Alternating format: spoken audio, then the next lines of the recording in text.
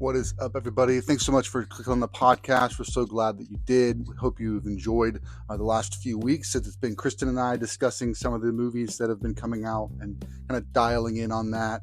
We have the kids coming back next week, but this week it's Kristen and I again. We are talking about Will Smith movies in anticipation of Bad Boys Ride or Die.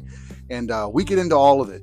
Every movie that I've seen, every movie that she's seen, we give our ups, our downs, our thoughts, and all that stuff. So we hope you're going to enjoy this. We think you're going to enjoy it, and we hope that you do. Be sure to share our podcast around with friends and family, especially those that have kids. Most of our podcasts, as you know, are with the kids, talking about the different things that we can learn from the movies that we're watching, and not just accept entertainment for entertainment's sake, but using it as a tool for having deeper conversations. So we're going to do that. We have some fun with this one, with the Will Smith one. But like I said, next week the kids will be back as we dive into one of the best movies of all time, which you can hear about at the end of the episode today. But first, we'll just want to remind you that the podcast is on Spotify, Apple Podcasts, anywhere podcasts are found. You can also check out our Instagram at Movies That Make You, and you can check out all of our lists, the movies that make you cry, the movies that make you laugh, the movies that make you scream. They are all found on Letterboxd at I Am Sprang. And that's where you can find us. Hope you'll join us there. And be sure to ask any questions that you have, or make any comments, or have any suggestions or feedback. We'd love to hear from you.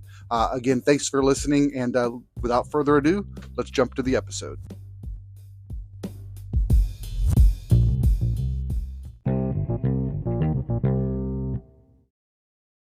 What's up, everybody? We are back for another episode of the Movies That Make You podcast. And as I mentioned, in the previous weeks, this is another episode with just Kristen and I, a parent edition. So let's welcome our co-host today, Miss Kristen Sprang. Parent edition, what? And just so everybody kind of understands, we are recording this episode on Mother's Day. And so, how was your Mother's Day? It was fabulous. We got up, went to church, and then went to Benihana's for lunch, which was so fun. Great food, fun environment, and got Connor and Colton from their dads. And then we'll see Jacob and Zeke tomorrow morning. So it was just wonderful. Yeah, very fun. I hope you feel honored. I do. Because we love you so much. Yeah, I do. So today we're talking about Will Smith movies in preparation for Bad Boys Ride or Die that drops this Friday in a theater near you. So if you're a Will Smith fan, I'm sure this one's already on your radar. But for those of you that didn't know, that's what's happening this weekend. And Will Smith has been in a lot of movies. I actually got introduced to him outside of movies. But before we jump into that, I had a fun day yesterday doing Apes Marathon. We finished it out. We did a marathon a couple of months ago, and it was the original, and then the Tim Burton remake, and then the reboot from 2011. And really loved watching the original. I think it helped give context to the Caesar trilogy. So we finished out the Caesar trilogy, and then went and saw the new one yesterday. And I have to say, I was a little disappointed in the most recent one, the one we just saw in the theaters. It didn't have the same heart and the same vibe and the same kind of just depth. I think it was missing the depth, but I liked it. I thought it was a good movie. It just wasn't what you were anticipating based on rewatching the trilogy. Yeah, I think it would just kind of, I feel like it set it up really nicely to say, like, hey, Caesar is who we honored, and he passed away, and then, you know, generations later, here's a new story, which I'm fine with. They were trying to figure out what they wanted to tell, what story they wanted to tell, and I think it was a good Apes storyline. It just didn't have the same heart that we'd kind of grown to know of this Apes, kind of the new Apes movies, of having this really, really strong character, and it was new. So, but we still saw it, and it was fun. Always love the marathons, and if you follow us on Instagram, you can check out and see when we do a marathon which movies we're doing. And you can join us if you'd like. You know, get some friends together and watch. We usually try to keep it to 3 movies. We tried 4 one time, and we didn't get to the 4th movie because we talked too much before we started movies. Like, Kevin and I just talked for like an hour before we started the movie, and then it's like, Oh, well, I guess we're gonna get to watching some movies.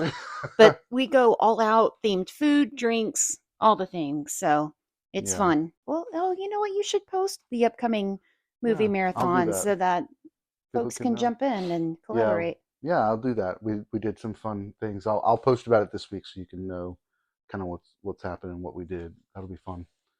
Well, cool. So let's go ahead and jump into Will Smith. As I kind of mentioned before, most of the world got introduced to Will Smith as the Fresh Prince. He was a hip hop artist from the 90s, maybe late 80s, early 90s. And he had some songs that were popular and all that. And Jazzy Jeff was his kind of counterpart. It was Fresh Prince and Jazzy Jeff did a lot of stuff together. I think the only real song that I remember from the early days of his music was a song called "Parents Just Don't Understand," which of course my mom was not a fan of. And so it's kind of one of those things. He was kind of not necessarily something that we listened to in our household um, because hip hop just wasn't something I grew up on in that era. However, when he came out with the show Fresh Prince of Bel-Air, that very much became something that we watched as a family. My mom and I liked that show. We liked the characters. We liked it, and we watched it nearly every week. I can't say we watched every episode, but it became kind of a staple show to watch in our weekly routines of the shows that we watched as a family. And so I grew to kind of enjoy him as a character. I remember recently seeing a clip where he was talking about that there was one scene where his in the show his dad was supposed to pick him up to go do something, um, and he never showed. And he had to have a scene with Uncle Phil that he was living with, and he got super emotional in that scene. And what he said was that he had connected, like he was actually channeling like his real feelings for what he was going through with his relationship with his own father. And it was kind of one of those moments where it was kind of like this, he was just being himself as opposed to being a character. And it really caused him to have an emotional moment in that scene. And of course, it made the scene stronger, and it made him, stronger as a character. But it also helped him, I think, Will Smith connect with the character on a real level. Yeah. So most folks that grew up in that time period would recognize the theme song, you know, as being something that's sung a lot. If it gets started in any bar or kind of like club where people are hanging out, that people will all start kind of screaming it and singing it along with the song because it's so catchy and so iconic. Did you have any experience with Fresh Prince of Bel Air? I didn't. I was more into Saved by the Bell. That was kind of my jam Yeah, during that time period. So I think I was on the younger end of it, and it might have just been over my head. So, sure. Um, so in West Philadelphia, he was born and raised in a playground. That's where he spent most of his days. oh, okay, that's cool. Yeah. So let's kind of jump into movies. I did take a look at all of the movies he's starred in, and I definitely haven't seen every single one of them. And I don't think you have either. But I did kind of pick out the ones that we have seen, and we'll talk about those, and then maybe save a little time at the end to talk about maybe a couple that he's come out with recently that we haven't seen. So the first one on our list that I've seen is called 6 Degrees of Separation, um, and I don't necessarily remember the full premise of the movie, but it's one of those kind of mystery. You don't know what's going on, but it's characters that are interacting, and somehow he knows who this couple is, but they don't know who he is, and so it's them kind of getting to know each other. Um, and throughout the story of the film, I think it's just the three characters that you see the whole time. They're in an apartment and they're just kind of talking, but it's got some twists and stuff in it. So kind of more of a character, more of a smaller piece. But that was actually his first major film debut. Was that one? He was in another film before this one, but I think it was just a minor role. But this was kind of like he was like the third person listed in the call sheet. So And it looks like this one came out in 1993. mm-hmm. Stars Kiefer Sutherland, not Kiefer's father, Donald Sutherland, as the main guy and the husband of the relationship. So Wow, I haven't seen this, but this looks good. Yeah, Interesting. definitely an interesting kind of, like I said, a smaller movie, and then just kind of more of a character development kind of thing. The next movie that he actually starred in was 1995's Bad Boys. What you gonna do? Yep, which became an iconic role. Mike Lowry, also starring Martin Lawrence, and they're two cops that are Miami PD, and they get in. They're in a special unit that tries to take down the big bad drug dealers, and things go crazy, things go awry, of course, along the way. And we actually watched Bad Boys One and Bad Boys Two when we first were kind of in our first year of dating, I think, because Bad Boys for Life was coming out, the third Mm-hmm. one. And so, what's your kind of Bad Boys kind of life experience? Well, my Bad Boys life experience. No, it was funny. I liked it. I think Will Smith is a great comedian when he has a good sidekick, and like the connection and play with Martin Lawrence. It was amazing. I liked it.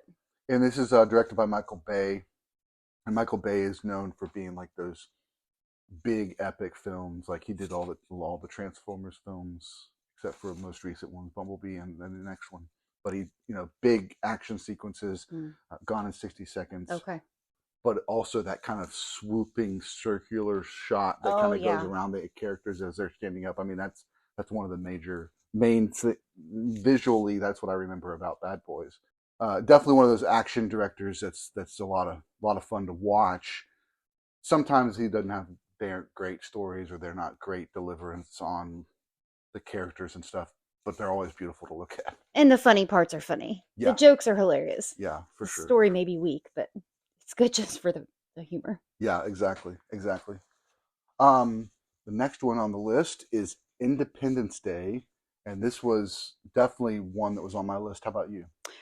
No, the only time I saw part of this was at a gymnastics sleepover, and one of the girls had it playing in the room, and I was like, okay, that's action. I'm not about that life. So, no, go ahead. Yeah, that's crazy. So you haven't seen this Not the whole thing, except that one time? just a little I think you'd clips. like it now. I probably would. Yeah, it's got Jeff Goldblum in it. Bill Pullman plays the president. He has a really epic speech in the middle of it. But Will Smith plays a pilot that ends up being kind of tasked with going up to the alien spaceship and planting a virus that's going to kind of destroy the communication between all the ships, all the alien ships and stuff like that. So him and Jeff Goldblum have to kind of do that. But he's a fighter pilot that takes down an alien and then kind of drags him back, and like they do research all this stuff. So it's definitely it's directed by Roland Emmerich, who does a lot of those, like you would know him from Day After Tomorrow Oh yeah, I like that one. and 2012, Oh which is yep. another. He does a lot of those kind of like end of the world type of apocalyptic storylines, which this is not necessarily end of the world, but it definitely could have been if the aliens won. Hmm. But yeah, Bill Pullman's speech in this is one of the better of those kind of like rally cry speeches that you get in films. But a lot of fun. They went a long time without doing a sequel, and then they ended up doing a sequel that was just awful, and it just like nobody. But it was planned to do two sequels, that it didn't get enough for the second one. But yeah, definitely an iconic role because again, like so we got Bad Boys '95, Independence Day '96, so like that's two heavy hitters back to back, and it really started to show his star power. And as we're going to see in the next one, he kind of does well when he's kind of got an ensemble cast, and he's then going to end up being the guy that is like he can headline a one and he's going to take it for himself. But 1997, we've got another one. This one's a big one for you. Men in Black. Y'all, this is one of my favorite movies growing up. I saw it in the theater 1997, so I was 13.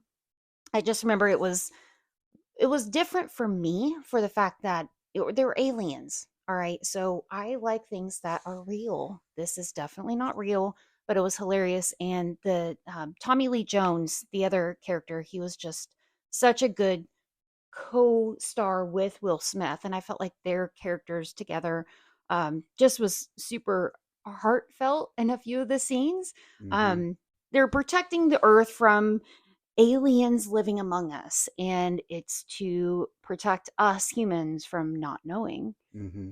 Yeah, they got the light thing that takes everybody's memory that can see it. The light zapper. Oh, you erased her memory. Got to give her some good memories. Yeah, Oh, we're gonna get an interior decorator in here. yeah. That's funny. You can quote it. I can't quote it, but that's good. Yeah. I'm glad. Hey, I Uh, got it for Christmas that year. that's awesome. And I think so. One of the things that are in a part of films is, especially when you got a comedy piece, is you got one of the characters that's kind of carrying the comedy, and the other guy they call is the straight man, and it could be a woman, but it's like the idea that one person in this duo is being the serious person, and that makes the hilarity of the comedic person stand out. It makes the fun, because they can, if they're both trying to be funny, it's not as funny for the audience. But if one person is being super serious and the other person is having fun and making jokes, it just has a nice, Balance. balance. Yeah, for sure.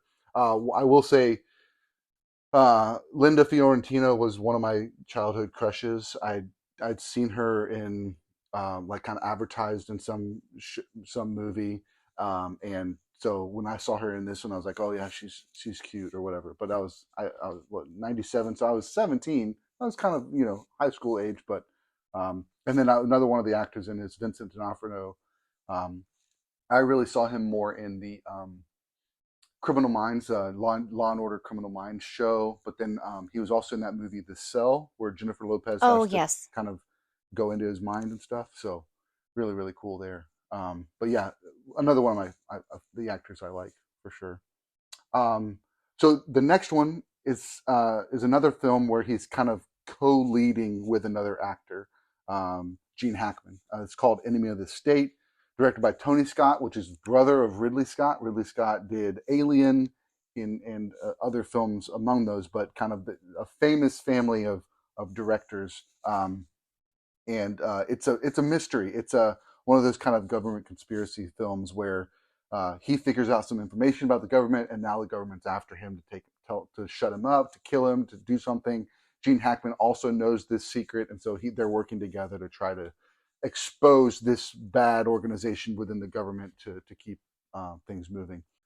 Funny connection on this one is that this movie also stars Lisa Bonet, who was on another sitcom called The Cosby Show. He was the older daughter in the first couple seasons of The Cosby Show, which is also Fresh Prince of Bel-Air, like these kind of sitcoms that had people of color as the main characters.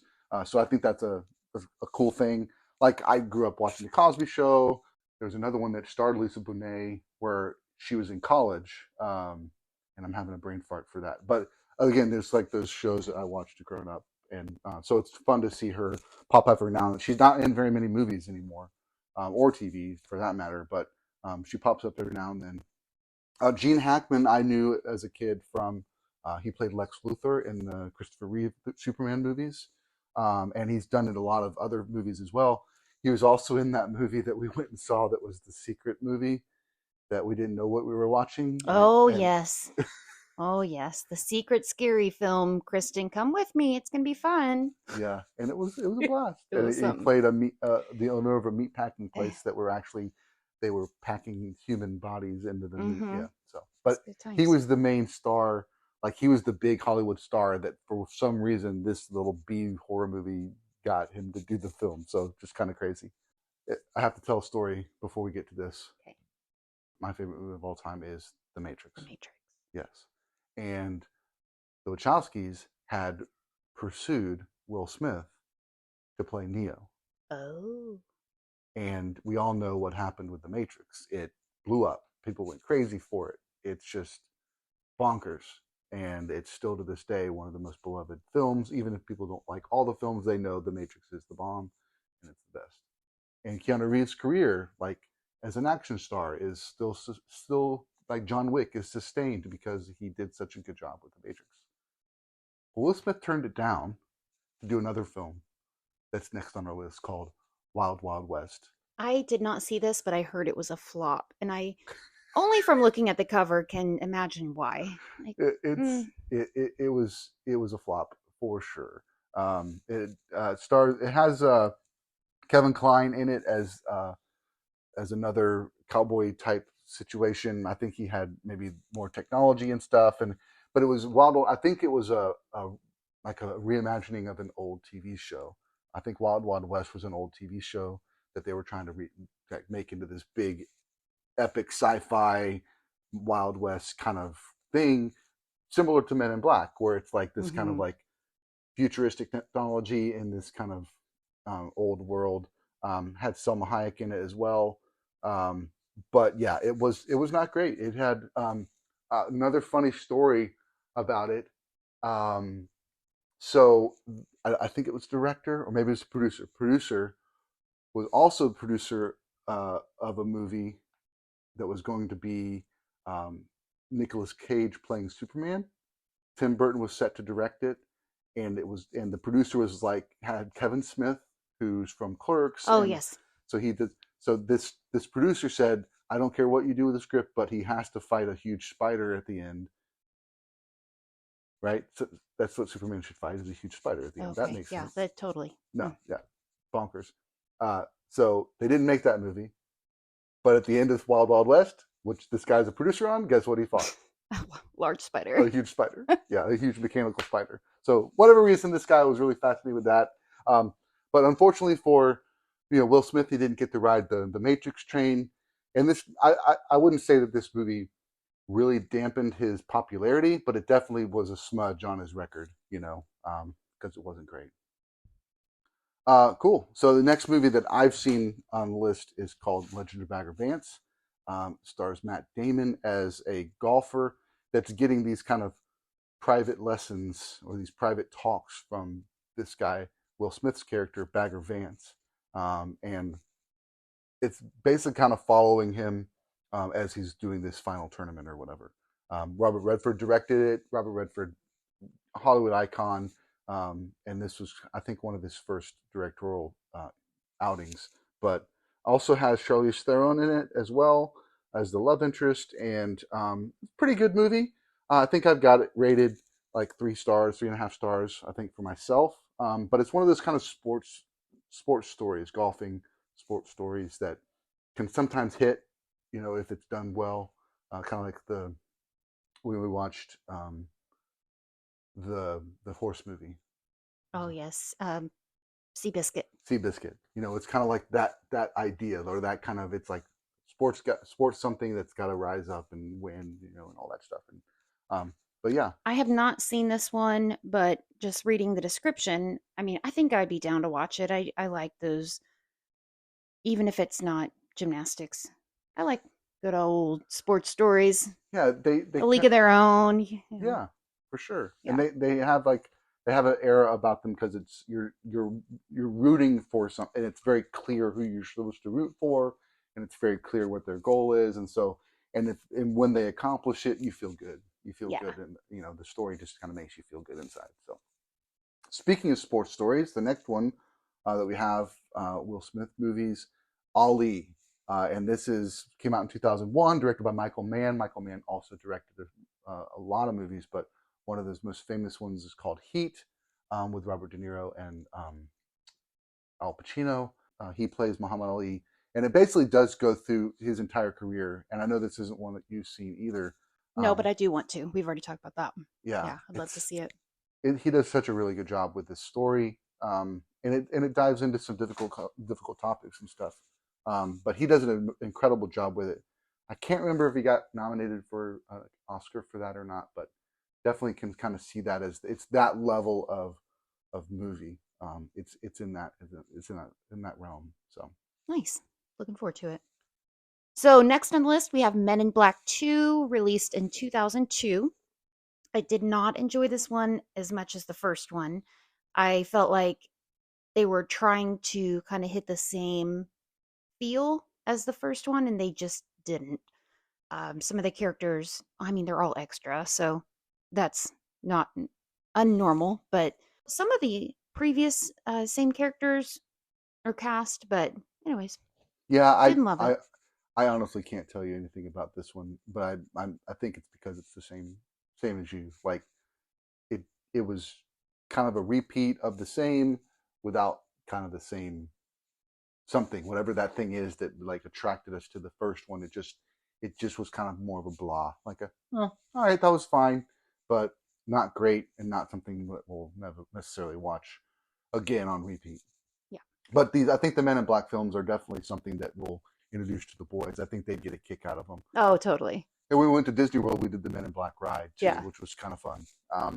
But they hadn't seen the movies. But I think it's definitely in that kind of. There's a lot of that kind of humor, like that very silly humor in it with the characters and the aliens and all that stuff. So, yeah, definitely fun. Next up, 2003, Michael Bay directed again, Bad Boys 2. And I really like this one. I mean, I'd say it's on par with the first one as far as the quality. It was a lot of fun, a lot of energy, a lot of excitement. Still that kind of that beautiful kind of the way that Michael Bay puts a film together as far as visuals, just great. The characters kind of go down a different path. And yeah, what we liked about the first one, we get it again. And I think, I mean, Bad Boys 2 is, like I said, I think it's as good, if not a little bit better than the first Bad Boys. I agree. I have no other thoughts on that. I loved it. Yeah, lots of fun. Next up is one of your favorites. Oh, iRobot. Y'all, I did not know I would enjoy this one so much, but I did. So it came out in 2004, and this is set in 2035, which is only 11 years from now, which is crazy. But basically where the robots are commonplace and they live in houses, they are helping others at jobs. I mean, not really much different than Alexa.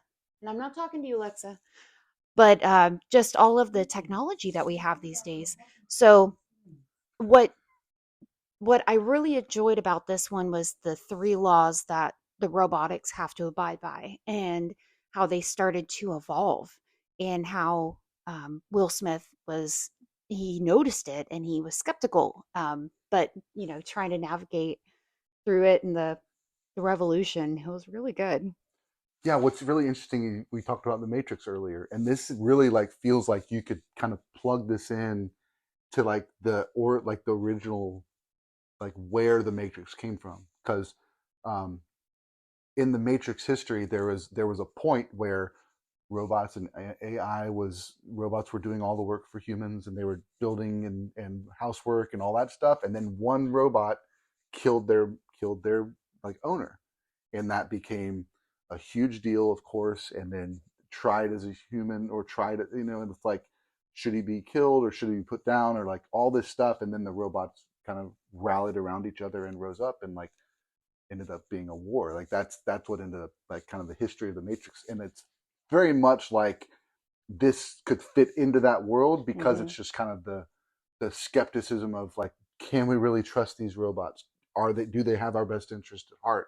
Are they so self-aware that they're going to be a problem? And I think he plays a detective, right? Yes. That's kind of that's his job, is to like make sure that the robots are in line. Yes, and he had actually lost his arm, so he has part mechanical arm too with the same technology. So I mean, that's just a great premise for a film. Is that like he's criticizing, or he's researching and working, trying to take down robots while he's also part robot. Mhm. It's that's a cool dynamic for sure. And I know that I've seen this, but I think I've only seen it one time, and I definitely want to Oh, yeah. watch it again. Well, if it's rated PG-13, I would definitely let the kids watch this, because I think it would be cool to get their take on it with how they have grown up experiencing technology, and how our generation, me and Jonathan's, didn't at this level. Right. Before we jump from iRobot, so this ends up being Ali. We had Ali. That was kind of his first foray in being the one single lead in a film. Then he comes back and does the sequel, My Men in Black 2. He does the Bad Boys 2. But then iRobot comes back again, and he's the lead. And so it's like, this is kind of like that turning point where he becomes that bankable star, where people are going to go see his movies no matter what. They love him. Put him in a movie, and you've got it box office gold. So next one, no different. He is the only person on the poster, and it's just his single name, and that is Hitch. Hitch. Yeah. So I know I've seen it, but this is one you've seen a bunch and you like, right? Yes, I Yeah. just love this one so much. I think it is so cute. It's the guy who is able to set people up with relationships and they succeed, except he does not want to be in a relationship. So um and I just love how it all plays out, and it's funny and lighthearted, but you know, Yeah, and I guess the main story is the main connection he has is Kevin James plays a guy that's trying to get a girl, and he comes alongside and helps him get all the skills he needs to talk to the girl, to dress for the girl, all this stuff to kind of get into a relationship. Along the way, Ava Mendez comes in, ends up being someone that he actually starts to have have feelings for, or he kind of gets razzled by, like kind of messed up in his head by her because he finds her so attractive or he likes her, but he, like you said, he doesn't want to be in a relationship, so he's conflicted. But it's like he starts flubbing up his words, right? Like starts, yeah. yeah. So definitely cute romantic comedy. Came out in 2005. Like I said, Will Smith, Eva Mendes, Kevin James are kind of the headliners of that. Yeah, very cute movie. Definitely one of those good romantic comedies, which actually we just seen recently with The Fall Guy Yeah. and Anyone But You. These are some really solid romantic comedies. Sometimes in recent years, I think they schmaltzy, like just a little bit too over the top or a little bit too unbelievable. But I think the Anyone But You and Fall Guy are definitely two that work, and Hitch is a good example of those that work.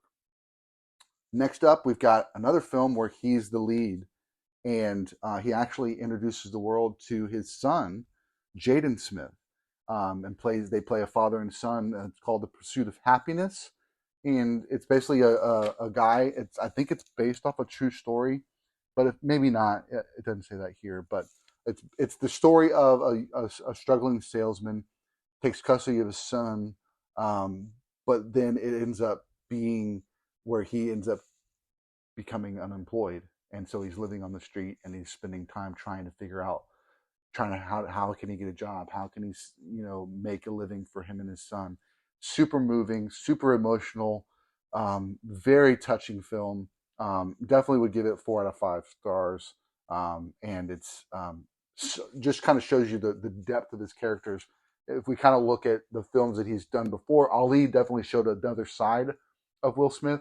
I think Pursuit of Happiness shows us another side of Will Smith, where he's not the strongest character in the room, whereas Ali is the big personality, the big guy. Like he can play that role. He can play the fun detective. He can play the guy that's the guy that can get all the girls in Hitch. Pursuit of Happiness shows a character that's downtrodden, that's struggling with life and carrying all of this on his shoulders while trying to take care of his son. I mean, it's just beautiful, beautiful film. Next up, we've got another one where he is the lead, and it's another post-apocalyptic film that you like. I love this one. I Am Legend. Same thing. Oh my goodness. Who knew? So I think what is cool about these interesting ones for me that I like is because I watched them before I met Jonathan. So shout out to Kristen for taking a chance. But with this one, it was just how he and his dog for a while survived while there were There are monsters of some sort, yeah, monsters. Yeah, we don't even know what they vampires or are. something. We really don't. But yeah, just how he survived during this time, and it's a little scary. It creeped me out a little bit, so haven't seen it too many times. Yeah, it's so the crazy thing is this is a fun story is that I Am Legend is actually the inspiration for Night of the Living Dead. So I Am Legend, something happens. He's a scientist, and he's a part of a building some sort of virus or something like that that actually ends up turning everybody into these kind of creatures, zombies, not zombies, but like some type of vampire thing. They can't be in sunlight. At least in the movie, that's how it is. So that was kind of the fear of being the last person on Earth, and you're having to try and avoid these things that are coming after you all the time. That idea ends up being kind of the inspiration for George A. Romero when he's writing Night of the Living Dead, which is humans seeing zombies come after them for the first time. So it's interesting. He's not the last person on Earth, but in the movie, he's the only human that we're interacting with for the majority of the time. Feels like he's the Right. last person in the city. Towards the end of the movie, he ends up trying to find other humans to try and go live with them. Um, yeah, I thought this was great. It was one of the first movies I think I bought on HD DVD. Whoop. It was they came out around the same time as Blu-ray, but the reason I got it was because it had an alternate ending that matched the book. So the ending of the movie is not how it ended in the book. So they kind of did it both ways just to see what was going to work best for the film. And as I'll argue in a lot of, I'll argue this till I'm blue in the face. Books and movies, TV, they're all different mediums of storytelling, and you have to find what works best for the medium that you're using. So that's why a lot of times books don't translate to film all the time, because if they try to stick too close to the book, sometimes it can come across being a little bit too much going on. And that's why sometimes movies are more approachable than books, because it's kind of streamlining it down. I do have to say this though, is that they have plans for I Am Legend 2. Oh, that's So exciting. it'll be fun to kind of pick up on that down the road, because it's been 2007, so it's been almost 20 years since the original. So Gosh, yeah. crazy. Just real shortly, the next year, 2008, this film comes out called Hancock. He plays a person with superpowers that doesn't want them and doesn't want to be good and doesn't want to take care of the world. He doesn't want that responsibility, and he doesn't feel like he has to. Like, why? Just because I have these powers doesn't mean I need to do anything for you. It's my life. I should do what I want to do. And in the same year, 2008, the same year that we get Iron Man and The Dark Knight, it's like we get this other superhero movie that was trying to kind of take a different angle with it. And I just don't think that we were ready really for this type of a story yet. Superhero movies early 2000s started to pick up steam with Spider-Man and X-Men, but they really still hadn't become as big as they are now with Marvel and all that stuff. Yeah. We have stories like this now on Amazon Prime. They've got a show called The Boys, which is a complete deconstruction of the superhero idea. And it's these superheroes, they're putting on a front. They're not good people, but they're putting on this front because they're owned by an organization. I mean, it's just layers and layers of complexity in that storyline. And I think this one was trying to kind of touch base or kind of get into that, like deconstruct the superhero genre to say, what if a person has superpowers and they weren't a good person? Like, what would we do with that kind of person? And so didn't really hit with audiences, but I still think it was an interesting take for Will Smith. Next up, we've got a movie, same year, 2008, called 7 Pounds. This is definitely one of those films that you don't have any idea what the movie is, like when you go in. And I walked out knowing what it was about, but I don't want to give it away because I think it's a solid enough movie that if you like Will Smith, I would definitely check this movie out if you haven't seen it. Okay. Very emotional. It's one of those that doesn't give away till the very end, kind of like what really was going on and what 7 Pounds means. So definitely worth. I think it's worth giving it a shot.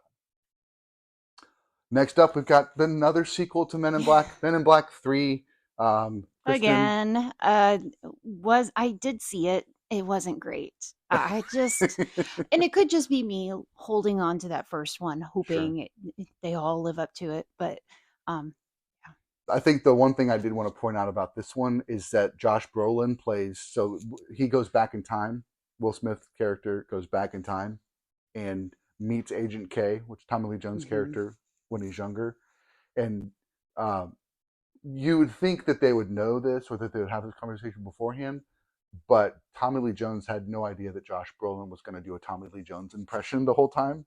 And so when he comes on set and Josh Brolin is playing a younger version, he's playing it spot on Tommy Lee Jones. And it just kind of was just kind of a funny little conversation piece. But yeah, so Will Smith's character goes back. Agent J has to go back in time to try and solve the mystery, all this stuff. But yeah, I'm kind of the same way. It didn't really resonate with me. It's not memorable as enough. That's the only thing that's memorable is kind of seeing Josh Brolin take on this role and having a little fun with it, kind of making fun of Tommy Lee Jones in the process. But Next up, I mean, I think he just plays a very small role in this movie, but he's in a movie called Anchorman 2, The Legend Continues. I know we've seen this film, but I actually don't remember him being in I it. don't remember him in there either. That's why I Yeah. was kind of surprised to see this on the list, but Yep. But yeah, I mean, it's there you definitely one of go. those Adam McKay directed films, very silly. Will Ferrell just being 100% Will Ferrell. And I think he probably plays one of those, like in that scene where they're having the battle between all the newscasts, Mm-hmm. news teams from the different channels. I bet that's the scene that he's in. So um, kind of funny. But all right, next up is a film called Focus. And I will say I've seen this film, but the reason it was on my radar wasn't necessarily Will Smith. It was because of Margot Robbie. She had just done Wolf of Wall Street, Okay. and this was her next film that came out after Wolf of Wall Street. So she hits it big. Everybody's like, "Whoa, who is this person?" Then her next film is this film with Will Smith, which is, I mean, can't like Leonardo DiCaprio, Will Smith, like you're acting next to some of the best male Yeah. leads around. But the story of Focus is that Will Smith is a con artist and he's really good at his job. And then Margot Robbie is an up and coming con artist, and it's are they going to be able to con each other and that Okay. kind of a thing. She kind of like wants to have him help her get better, but is she conning him in the process? Like all that stuff. So I'd say it's not as fun as like a Ocean's 11 Okay. kind of thing. Ocean's 11 is like guys robbing a bank There's a or lot robbing. of action involvement and planning and Yeah, yeah. but there was this lightheartedness to it. And I think Focus lost didn't have a lot of that lightheartedness. I don't know that it really found its voice in like what it was trying to be. But if you like Will Smith, I mean, I think it's worth watching. Just wasn't really stick with me or whatever. Next up, another movie actually with Margot Robbie, directed by David Ayer, and that's Suicide Squad. Will Smith plays Deadshot, and he tries to give some heart to Deadshot.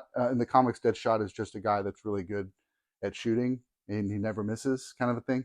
And so, but in the movie, they bring in a daughter character to try and give him some heart, because Suicide Squad, the premise is these are the bad guys. They've been caught, but now the government's trying to use them to do these missions they don't want their superheroes to do. They just want to send the bad guys in to do it, accomplish this, because like if they die, nobody cares.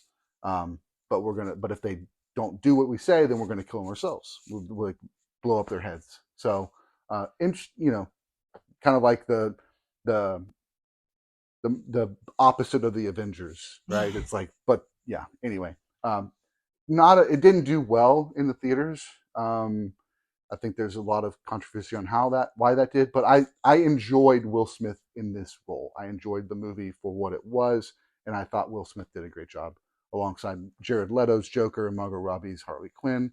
It was kind of the first time we'd seen Harley Quinn on screen, so the movie I think has some fun pieces to it. Yeah, and I remember watching it, but it didn't really stick with me as like, oh my gosh, I want to see that again. That's what I can tell for me. I enjoy the movie as if I want to see it again. So Yeah, I watched it with you, and it was good for a viewing. yeah, for the single viewing for Yeah. sure. I'm kind of in the same boat. Next up is a Netflix only film that starred Will Smith and Joel Edgerton, called Bright. In this universe, in this movie world, there's humans and aliens, or humans and zombies, magical creatures. Sorry, it's in this movie. There's humans and magical creatures.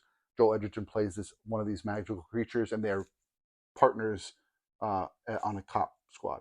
Hmm. So it's like it got this kind of fantasy side of it, but didn't really do great. I thought it was fine as a movie. It was fun for Netflix. I think they were trying to hopefully have it take on, and be something huge. But next up is one of our childhood favorite animated films, Aladdin. Aladdin, done in live action, directed by Guy Ritchie, and Will Smith plays the genie. What do you think about the live action version of Aladdin? I enjoyed it. I have a hard time, I think, a little bit with live action because I am so stuck in how it originally came out. But the performance was really good. I didn't leave going, oh my gosh, that was the worst. So Right. And I think for me, like Robin Williams, so iconic yeah, as a genie. Like you can't replicate that. Like it was such a one-in-one moment. But I think that Will Smith did a good job of making the genie his own. I think the movie did a decent job of retelling the story and giving it new life and for new audiences. But I think when I think of Aladdin, I'm going back to the the early animated, 90s. Yeah. yeah, the animated film. But definitely worth watching if you Yeah, haven't seen it. totally. Next up is one of the first movies we talked about that we went to as a couple, Bad Boys for Life, done in 2020. This was fun. It was Yeah, a I blast. liked it. Yeah, action packed, exactly what you want from a Bad Boys film. And Had I some thought they did, comedy. yeah, and it did well enough that they're doing another one. Right. So I mean that's telling you something. When a movie decided to do a sequel, it's because the one previously did well at the box office. They feel like it's a bankable IP, intellectual property, and so I'm looking forward to the new one just because I like Will Smith and Martin Lawrence. Like I want to see what they're Yeah. going to get it, the shenanigans they're going to get into, and even just in the trailer, it's just funny to see like Skittles? yeah, You got Skittles? yeah, so hilarious, so hilarious. The last movie that we've seen of Will Smith is a movie called King Richard, and he plays Richard Williams, who is the father of Serena and Venus Williams, and it just is a character piece diving into how he invested so much time and energy into these young ladies to make them. He saw something potential in them, and then he sacrificed everything to make them great. And I'd say he succeeded. It's crazy. It was a phenomenal movie. Loved it, loved it. Um, just, I mean, on top of just being their dad, what he knew that he saw in them, he just was like, I'm not going to let you give up. So I just Yeah, thought that was such a good movie. I agree. I think it was amazing. It's the one that got him the Oscar for Best Actor, Yeah, which also was the night he that made a will bad live on choice. live on in infamy, unfortunately. But hoping that he can return to being in good graces with audiences. We'll see how Bad Boys Ride or Die does. I did want to just very quickly mention a couple of others that were on the radar that I had wanted to see, but we just never got to. Gemini Man is the one where he plays a robot version of himself and who's younger, and then an older version of himself, and they kind of go after each other. That was fun. Just never got around to it. Spies in Disguise. It's the animated film, and he plays a secret agent that then ends up becoming a pigeon or something like that. And it's got Tom Holland as the young kid and young agent. So it looked cute for kind of the kids and stuff. Um, the other one that I definitely want to see that I just didn't get around to is Concussion. He plays the doctor that figures out the damage Oh, of football to and he kind of becomes the whistleblower on like all of this medical back science and tries to persuade the NFL to change their equipment and things like that. So those are just a couple I wanted to mention as honorable mentions on this discussion that we actually hadn't gotten a chance to see. But yeah, that's a lot of fun. that was fun. Yeah, Will Smith, I know he made that one mistake, y'all, but sure. he is, I really think he's a stand-up guy and a great actor. Um, I've, I don't know, I've always looked up to him. So Yeah, same, same. So thank you all for listening. We'll catch you guys later. bye.